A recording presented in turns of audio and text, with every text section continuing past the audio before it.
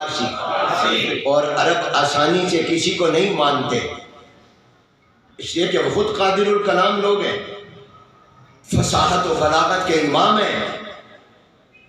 لیکن امام بخاری نے ایسی محنت کی اور ایسی کاوش کی، اور اللہ نے ان کو یہ مقام اور مرتبہ عطا کیا کہ امام بخاری رحمۃ اللہ علیہ کی اس محنت کے آگے پوری دنیا عرب کے سر جھک گئے، اور انہوں نے بھی کہا کہ قرآن کریم کے بعد سب سے زیادہ صحیح کتاب بخاری، انہوں نے بھی اس کو مانا۔ اس کا آج ہم آخری سبق پڑھ رہے ہیں۔ اس کا حق تو یہ ہے کہ جامعہ فتحیہ کے جو شیخ الحدیث ہیں دامت برکاتہ العالیہ، اللہ ان کی عمر میں برکت عطا فرمائے، آمین، جہاں انہوں نے پوری کتاب سال پڑھائی، آخری سبق بھی انہی کا حق ہے، اہل بھی وہی ہیں۔ میں تو علم اور عمل کے اعتبار سے تواضع نہیں کہہ رہا، حقیقتاً کہہ رہا ہوں، کوئی میری نسبت نہیں ہے۔ حکم کی تعمیل میں ایک طرح کا تکرار کر رہا ہوں، اپنا سبق سنا رہا ہوں، غلطی ہوگی تو اہل علم اصلاح فرما دیں گے۔ اختصار کے ساتھ نیت سارے یہ کر لیں کہ ہم بھی جناب نبی کریم صلی اللہ علیہ وسلم کی حدیث پڑھنے آئے۔ یہ ماشاءاللہ کتنی عمر ہے آپ کی؟ 75 سال۔ ان کو اللہ نے 75 سال کی عمر میں الحمدللہ یہ نعمت عطا کی ہے۔ تو اس مجمع میں جتنے بھی جوان بوڑھے ہیں سب نیت کر لیں کہ میں پورا عالم مولوی نہیں تو کم از کم حضور کی ایک حدیث کا عالم تو بن جاؤں، اور جناب نبی کریم صلی اللہ علیہ وسلم کی دعا اس کو بھی مل جائے گی۔ حضور علیہ السلام نے فرمایا نظر اللہ امرأ سمع مقالتی فوعاها ثم اداها کما سمع، اللہ اس کے چہرے کو بارونق کرے، چمکائے، جس نے میری ایک حدیث کو بھی سنا، جیسے سنا یاد کیا اور آگے سنا دیا۔ ایک حدیث بھی آپ حضرات سن لیں گے، سمجھ لیں گے، یاد کر لیں گے، آگے سنا دیں گے تو انشاءاللہ آپ کے چہرے دنیا میں بھی چمکیں گے، قبر میں بھی چمکیں گے، آخرت میں بھی چمکیں گے۔ امام بخاری رحمۃ اللہ علیہ نے آخری جو عنوان قائم کیا ہے وہ کتاب التوحید قائم کیا۔ اپنی کتاب کا آغاز کتاب الایمان سے کیا، باب کیف کان بدء الوحی بطور مقدمہ اور بطور تمہید ہے۔ اصل بخاری کتاب الایمان سے شروع ہو رہی، اور ظاہر ہے کتاب الایمان میں ایمان کو، عقائد کو بیان کیا، اور عقائد میں سب سے پہلا عقیدہ توحید کا ہے، اور اپنی کتاب کو ختم کتاب التوحید پر کر رہے ہیں۔ اس سے پیغام دیا ہے کہ اول بھی توحید، آخر بھی توحید، اول بھی ایمان، آخر بھی ایمان، اس ایمان کی قدر کرنا اور اس ایمان کی حفاظت کرنا۔ ایمان کی اہمیت بتائی، عقیدے کی اہمیت بتائی، عقیدہ توحید کی خاص طور پر اہمیت بیان فرمائی۔ اللہ ہم سب کا خاتمہ ایمان پر فرمائے۔ اس ایمان کو سنبھال کر اگر ہم قبر تک لے گئے تو پھر قبر سے آگے جنت میں ایمان لے جائے گا انشاءاللہ۔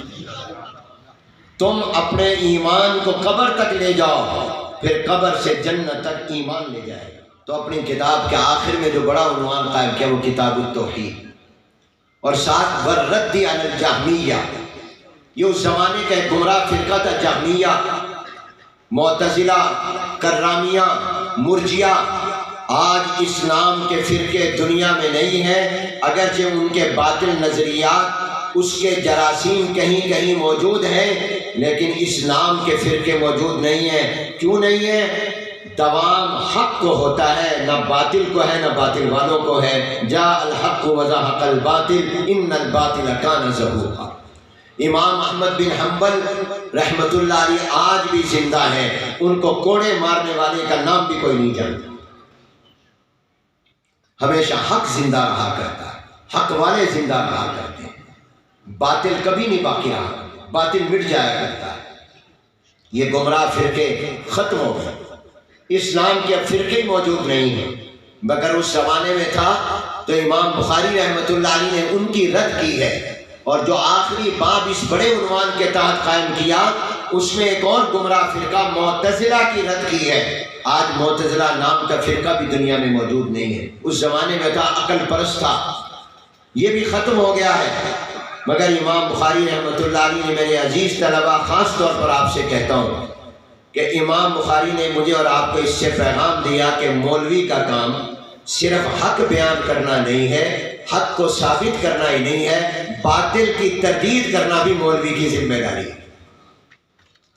باطل کو باطل کہنا، باطل کو غلط ثابت کرنا اور غلط عقائد کی تردید کرنا، یہ بھی مولوی کا کام ہے۔ اللہ نے صرف امر بالمعروف کا ذمہ دار نہیں بنایا، نہیں عن المنکر کا ذمہ دار بھی بنایا۔ خیر امت وہی ہوگی، بہترین امت وہی ہوگی جو نیکی کا حکم کرے اور برائی سے روکے۔ تو امام بخاری آپ نے تو پورا پڑھا، امام بخاری رحمۃ اللہ علیہ اہل السنت والجماعت کے زبردست وکیل ہیں اور اہل السنت والجماعت کے عقائد کو ثابت کرتے ہیں۔ امام بخاری رحمۃ اللہ علیہ گمراہ فرقوں کی تردید کرتے ہیں تاکہ حق روز روشن کی طرح واضح ہو جائے۔ یہ پورا طرز ہے امام بخاری کا پوری کتاب میں۔ تو آخر میں بھی امام بخاری رحمۃ اللہ علیہ نے کتاب التوحید والرد علی الجہمیہ اور آخری باب میں معتزلہ کا رد کر کے بتایا ہے کہ باطل کی تردید کرنا یہ بھی علماء کی ذمہ داری۔ حق بیان کرنے کی توفیق بھی دے اور باطل کی تردید کی توفیق بھی عطا فرمائے۔ اللہم ارنا الحق حقا وارزقنا اتباعہ وارنا الباطل باطلا وارزقنا اجتنابہ۔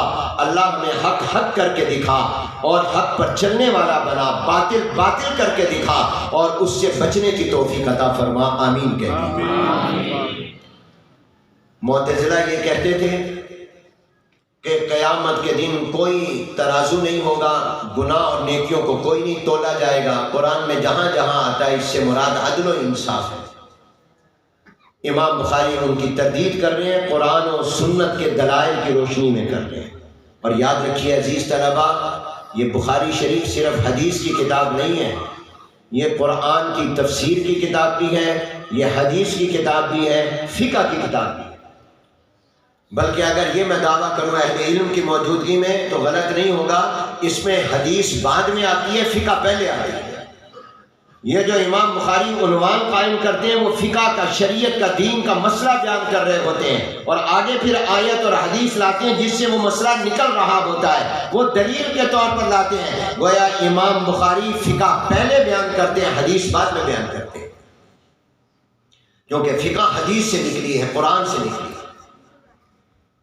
تو امام بخاری رحمۃ اللہ علیہ نے قرآن کریم کی آیت کو عنوان بنایا اور اکثر امام بخاری قرآن کی آیت کو یا حضور علیہ السلام کی حدیث کو یا سلف صالحین کے اقوال کو عنوان بناتے ہیں۔ بہت کم ہے جب اپنے الفاظ کو ترجمۃ الباب بنائے۔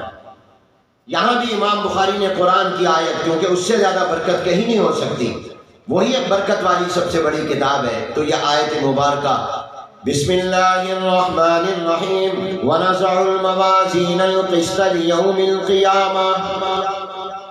اور امام بخاری رحمۃ اللہ علیہ جب قرآن کی آیت اوپر لکھتے ہیں اور اس کے ذیل میں احادیث لاتے ہیں تو اس سے اشارہ کرتے ہیں اس بات کی طرف کہ جتنی حدیثیں میں اپنے پاک نبی کی بیان کر رہا ہوں یہ در حقیقت قرآن کی تفسیر ہے، قرآن کی شرح ہے۔ قرآن متن ہے، قرآن حدیث کے بغیر سمجھ میں نہیں آ سکتا۔ یہ حدیث بھی حقیقت میں قرآن ہے، یہ بھی وحی ہے، وحی خفی ہے، وحی غیر مطلوب ہے۔ تو امام بخاری رحمۃ اللہ علیہ بتاتے ہیں، اور میں یہاں عام لوگوں کو سمجھانے کے لیے یہ بات کہا کرتا ہوں کہ اگر اللہ کو پانا چاہتے ہو، ہر ایک چاہتا ہے مجھے اللہ تعالیٰ مل جائے، یعنی اس کی رضا مل جائے، تو اللہ تعالیٰ حضور اکرم صلی اللہ علیہ وسلم کے بغیر نہیں ملتے اور حضور بغیر صحابہ کے نہیں ملتے۔ اونچی آواز سے کہو سبحان اللہ۔ اللہ تعالیٰ حضور کے بغیر نہیں ملتے اور حضور صلی اللہ علیہ وسلم صحابہ کے بغیر نہیں ملتے۔ اللہ تک پہنچنا چاہتے ہو تو حضور علیہ السلام کے دروازے پر آؤ، اور حضور علیہ السلام تک پہنچنا چاہتے ہو تو صحابہ کے دروازے پر آؤ۔ اسی طرح یاد رکھو، قرآن سمجھنا چاہتے ہو تو وہ حدیث کے بغیر سمجھ میں نہیں آئے گی، اور حدیث سمجھنا چاہتے ہو تو فقہ کے بغیر سمجھ میں نہیں آئے گی۔ قرآن سمجھنے کے لیے حضور علیہ السلام کا فرمان ضروری ہے، اور حضور کا فرمان اور حدیث سمجھنے کے لیے فقہاء کے اقوال اور فقہاء کی کاوش اور محنت اور فقہ کو سمجھنا ضروری ہے۔ اور الحمدللہ ہم امام بخاری رحمۃ اللہ علیہ نے تردید کی۔ معتزلہ اس لیے کہتے تھے نیکیوں اور گناہ کو تولا نہیں جائے گا کہ ان کا وجود نہیں، یہ آراز ہیں۔ تو بہت سے جواب دیے علماء نے۔ ایک نے یہ کہا، بعض نے اس زمانے میں جواب دیے، یہ کہا کہ جن میں یہ فرشتے لکھتے ہیں ان کاغذوں کو تولا جائے گا۔ بعض نے کہا یہ جو گناہ اور نیک کرتا ہے اس بندے کو تولا جائے گا۔ اس کے دلیل میں احادیث لائے، لیکن امام بخاری رحمۃ اللہ علیہ نے بعد میں یہ کہا کہ دنیا کا جہان، آخرت کے جہان الگ الگ ہیں، یہاں کا معاملہ الگ، وہاں کا معاملہ الگ۔ یہاں جن چیزوں کا وجود نہیں ہے وہاں اللہ ان کو جسم دے دیں گے، وجود عطا کر دیں گے۔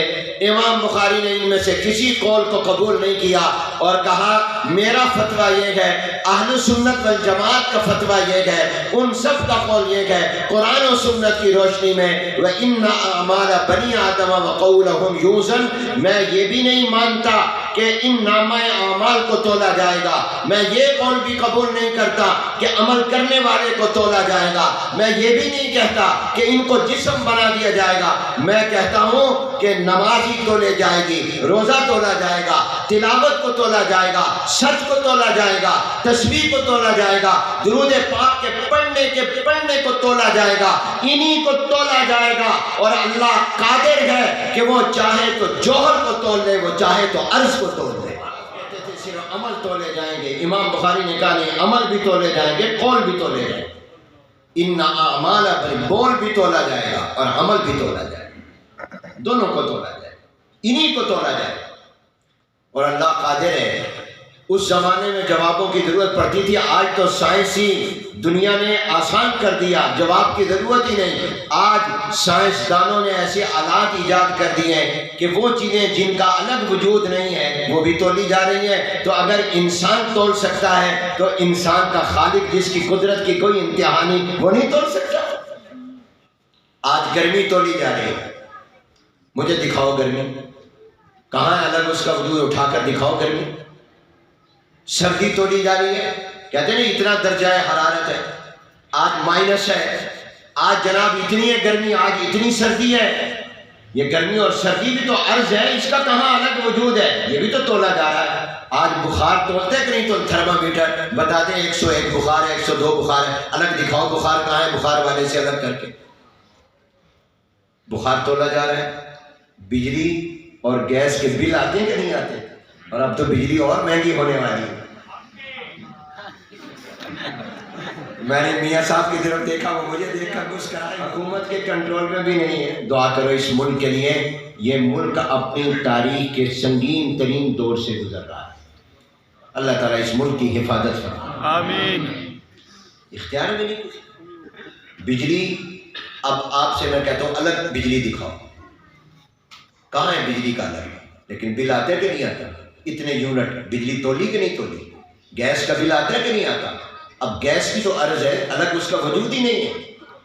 تو اگر گیس کو تولا جا سکتا ہے، بجلی کو تولا جا سکتا ہے، گرمی کو تولا جا سکتا ہے، ٹھنڈک کو تولا جا سکتا ہے، یہ بھی تو آراز ہیں۔ اگر انسان تول سکتا ہے تو جس انسان اور سائنسدان کو اللہ نے عقل دی ہے، دماغ دیا ہے، کیا وہ اس پر قادر نہیں ہے کہ وہ بغیر آلات کے میری اور آپ کی نماز کو تول دے، میرے اور آپ کے قرآن کی تلاوت کو تول دے، سبحان اللہ کہنے کو، سچ اور جھوٹ کو تول دے؟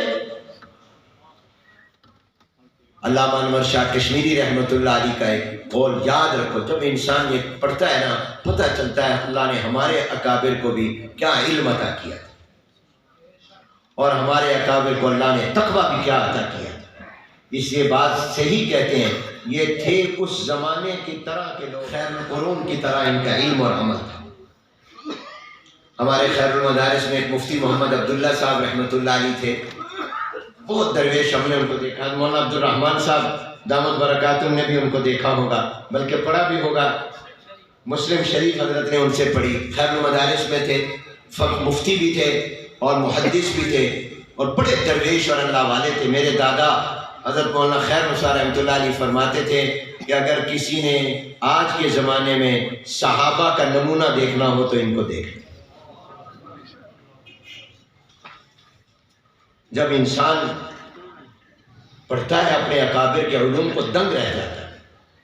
محدث العصر حضرت علامہ انور شاہ کشمیری رحمۃ اللہ علیہ فرماتے ہیں کہ اللہ اس دنیا کو ختم نہیں کرے گا اور قیامت قائم نہیں کرے گا جب تک کہ اللہ عقل والوں سے اپنے پیغمبروں کی اور تمام آسمانی کتابوں کی اور قرآن کریم کی اور جناب نبی کریم صلی اللہ علیہ وسلم کی ارشاد فرمائی ہوئی باتیں اور ان کے معجزات کو عقل کی بنیاد پر منوا نہیں لے گا، اللہ دنیا ختم نہیں کرے گا۔ جو خدا پرست نہیں عقل پرست ہیں وہ اپنی عقل کی بنیاد پر مانیں گے کہ واقعی اللہ نے سچ فرمایا۔ اس کے بڑے دلائل، میں وقت نہیں ہے کہ اس کی تفصیل عرض کروں۔ مثلا سلیمان علیہ السلام کا تخت ہوا میں اڑتا تھا، عقل والوں نے انکار کیا یہ کیسے اڑتا تھا، گرتا کیوں نہیں تھا زمین پر؟ زمین میں مقناطیسی طاقت ہے، اس کا بوجھ اور شکل زمین پر گرا دے۔ لیکن جب ہوائی جہاز بنا جس میں سینکڑوں مسافر سوار، ہر ایک کا 50-60 کلو سامان اور اس کا اپنا انجن، پیٹرول، اور وہ زمین پر گرتا نہیں ہے، ہزاروں میل کا سفر گھنٹوں منٹوں میں طے کرتا ہے، تو اگر آج کا انسان ہوائی جہاز کے لیے ہوا میں اڑ سکتا ہے تو کیا اللہ جس نے انسان کو یہ عقل اور دماغ دیا ہے وہ قادر نہیں ہے کہ اپنے پیغمبر سلیمان علیہ السلام کے تخت کو بغیر پیٹرول اور بغیر انجن کے ہوا میں اڑا دے؟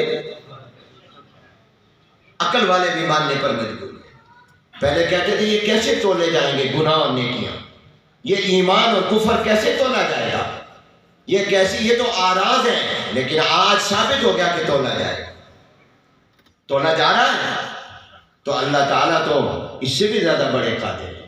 اللہ کی قدرت تو یہ ہے کہ اللہ نے آدم علیہ السلام سے لے کر آج تک جس ایک شکل پر ایک انسان کو پیدا کر دیا، آدم علیہ السلام کی شکل سے لے کر اس وقت تک کا انسان جو ہسپتالوں میں پیدا ہو رہے ہیں، گھروں میں پیدا ہو رہے ہیں، جس شکل پر کوئی انسان پیدا ہو چکا بھلے وہ مر کر قبر میں چلا گیا، اللہ نے اس شکل پر دوبارہ انسان پیدا نہیں کیا، ہر انسان کو نئی شکل عطا کی ہے۔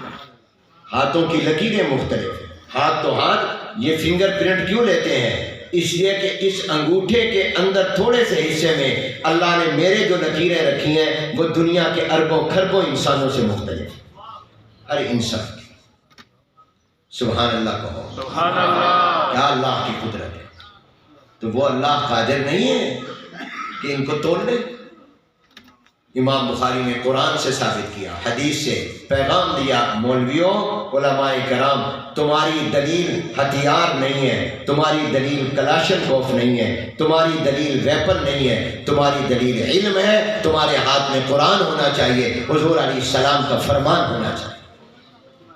جب بھی تم نے مخالف سے بات کرنی ہے تو قرآن و حدیث کی سے استدلال ہے، قرآن سے دلیل آئے کہ قرآن میں اللہ کہہ رہے ہیں ہم تولیں گے، جب اللہ قرآن میں فرما رہے ہیں تو ہم تو مانیں گے، جو اللہ نے فرما دیا، ایک نہیں کئی آیتوں میں اللہ نے فرمایا ہم تولیں گے۔ وَنَزَعُ الْمَوَازِينَ الْقِسْطَ لِيَوْمِ الْقِيَامَةِ، قیامت کے دن ہم انصاف کے ترازو رکھیں گے، ایک پلڑے میں نیکیاں ایک پلڑے میں گناہ رکھیں گے، ان کو تولیں گے۔ وَالْوَزْنُ يَوْمَئِذٍ الْحَقُّ فمن ثقلت موازینه فأولئک هم المفلحون ومن خفت موازینه فأولئک الذین خسروا انفسهم۔ اللہ تعالیٰ تولے گے جن کے پلڑے نیکیوں کے بھاری وہ کامیاب، جن کے گناہ کے بھاری وہ ناکام۔ حق ہے، اس لیے ہم مانتے ہیں، جب اللہ نے فرما دیا تو ہم مانتے ہیں۔ اللہ تولے گا، کیسے تولے گا یہ اللہ کو معلوم، اور اللہ نے فرمایا ہم انصاف کے ترازو۔ اب سوال یہ ہوتا ہے تولے تو وہ جس کو تولنے سے پہلے پتہ نہ ہو وزن کتنا ہے، اللہ تو عالم الغیب ہے، اس کو پتہ ہے اس کے گناہ زیادہ ہیں یا نیکیاں زیادہ ہیں، پھر اللہ کیوں تولے گا؟ تو جواب قرآن کی آیت میں ہی موجود ہے، انصاف کے لیے تولے گا۔ اگر اللہ تعالیٰ تولتا نہ، دکھاتا نہ، تو کسی کے دل میں آ سکتا ہے تھا میری نیکیاں زیادہ تھیں، مجھے کہہ دیا گیا تیرے تو گناہ زیادہ ہیں، میرے تو گناہ کم تھے، اس لیے اللہ دکھائے گا، اللہ تولے گا اپنے علم کے لیے نہیں، مجھے اور آپ کو دکھانے اور بنوانے کے۔ اس سے معلوم ہوا کہ انصاف وہ ہوتا ہے جو نظر بھی آئے۔ عدالتوں کو، ججوں کو انصاف کرتے وقت یہ سوچنا چاہیے بند کمرے کا انصاف انصاف نہیں ہے، انصاف وہ ہوتا ہے جس کو دنیا مانے کہ یہ انصاف دنیا کو نظر آئے، وہ ذات جس کے اوپر گزرہ برابر شبہ بھی نہیں ہو سکتا ظلم کا، لیکن اللہ اسی آیت میں فرما رہے ہیں وَنَضَعُ الْمَوَازِينَ الْقِسْطَ لِيَوْمِ الْقِيَامَةِ فَلَا تُظْلَمُ نَفْسٌ شَيْئًا وَإِنْ كَانَ مِثْقَالَ حَبَّةٍ مِّنْ خَرْدَلٍ أَتَيْنَا بِهَا، اگر معمولی نیکی ہوگی اس کو بھی لائیں گے، گناہ ہوگا اس کو بھی لائیں گے. ہم کسی گناہ کو بھی ایسا نہیں ہوگا کہ کیے ایک گناہ بتائیں دو، نیکی ایک کی ہو کہیں تو نے ایک بھی نہیں کی، جو بھی نیکی اور گناہ ہوگی وہی سامنے آئے گا. کسی کے ساتھ ظلم نہیں. اللہ دکھائے گا دنیا کو بنوانے کے. اللہ کرے ہمارا نیکیوں کا پلڑا بھاری ہو، آمین کہتے ہیں. پھر حدیث سے ثابت کیا، درمیان کی باتیں درسگاہ کی ہیں، علمی باتیں ہیں. امام بخاری رحمۃ اللہ علیہ کے سامنے قرآن اس طرح ہے، میں اپنے طالب علموں سے کہا کرتا ہوں امام بخاری کے سامنے قرآن پورا اس طرح پر ہے، 6666 آیتیں اور ان کا ہر حرف و لفظ جس طرح آپ کے اور میرے سامنے یہ چھت ہے، یہ دیواریں ہیں، ایک دوسرے کو ہم دیکھ رہے ہیں. امام بخاری اس طرح قرآن کی ہر آیت کو دیکھ رہے ہوتے ہیں. ایک لفظ آتا ہے اس کی مناسبت سے جہاں کہیں قرآن کا کوئی لفظ اس کی تشریح فرما دیتے ہیں فائدے کے طور پر. قرآن کی آیتیں لاتے ہیں استدلالاً و استبراقاً، برکت حاصل کرنے کے لیے اور استدلال کے طور پر. والوزن وَنَضَعُ الْمَوَازِينَ الْقِسْطَ سے ثابت، اللہ کہہ رہے ہیں ہم تو لیں گے. پھر حضور علیہ السلام کا فرمان لیا ہے. سب سے پہلی دلیل قرآن، اس کے بعد دلیل حضور کا السلام کا فرمان. اب سارے وہ حدیث پڑھ لو میرے ساتھ تاکہ حدیث کے طالب علم بن جائیں، اس حدیث کی وضاحت بھی